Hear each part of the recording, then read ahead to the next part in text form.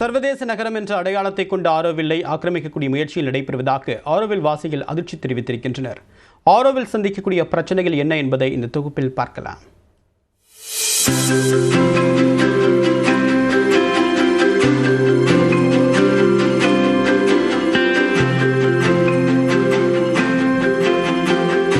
நாடு, மொழி, மதம், அரசியல் என்ற அனைத்து வரையறைகளையும் கடந்து மனித குலம் ஒருமைப்பாட்டுடன் ஓரிடத்தில் வசிக்க வேண்டும் என்ற அரவிந்தரின் கனவை நனவாக்கும் வகையில் ஆரோவில் சர்வதேச நகரத்தை உருவாக்கினார்.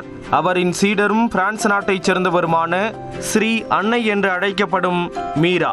விழுப்புரம் மாவட்டத்தில் தமிழ்நாடு புதுச்சேரி எல்லையில் உள்ள ஆரோவில் தற்போது மத்திய அரசின் கட்டுப்பாட்டில் நிர்வகிக்கப்பட்டு வருகிறது. அதன்படி 7 பேர் கொண்ட நிர்வாக குழுவை மத்திய அரசு 4 ஆண்டுகளுக்கு ஒருமுறை மாற்றி அமைக்கும்.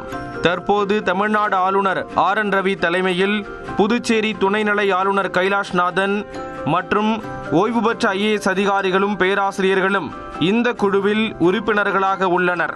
குழுவில் உள்ள அனைவரும் பாஜக மற்றும் RSS அமைப்பிற்கு ஏதேனும் ஒரு வகையில் தொடர்பு உடையவர்கள் என கூறப்படுகிறது.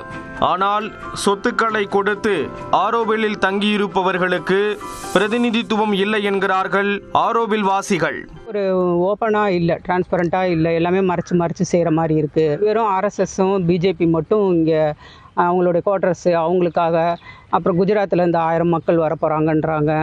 அப்புறம் வீடெல்லாம் காலி பண்ணிவிட்டு அவங்களுக்கு கொடுங்கன்றாங்க.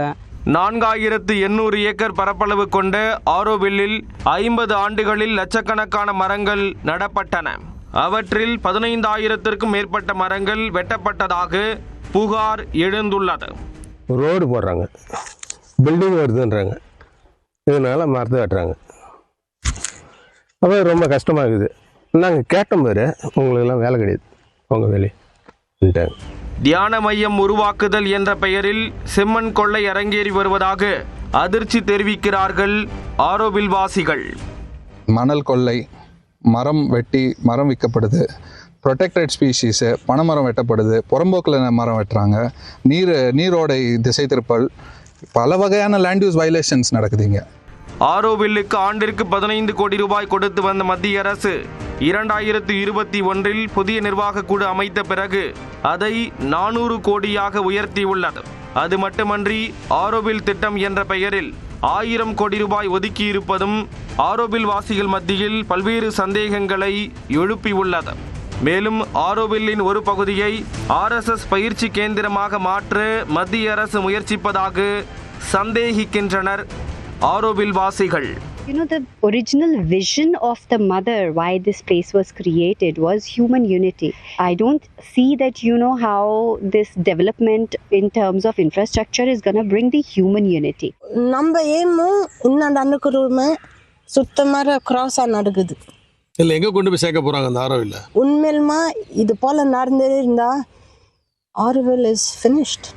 இந்த சூழலில் ஆரோவில் மீது தனி கவனம் செலுத்தி அதை மீட்பதற்கான நடவடிக்கைகளை தமிழ்நாடு முதலமைச்சர் மேற்கொள்ள வேண்டும் என்பதே ஆரோவில் வாசிகளின் எதிர்பார்ப்பாக உள்ளது. நியூஸ் 18 தமிழ்நாடு செய்திகளுக்காக செய்தியாளர் இளவமுதன்.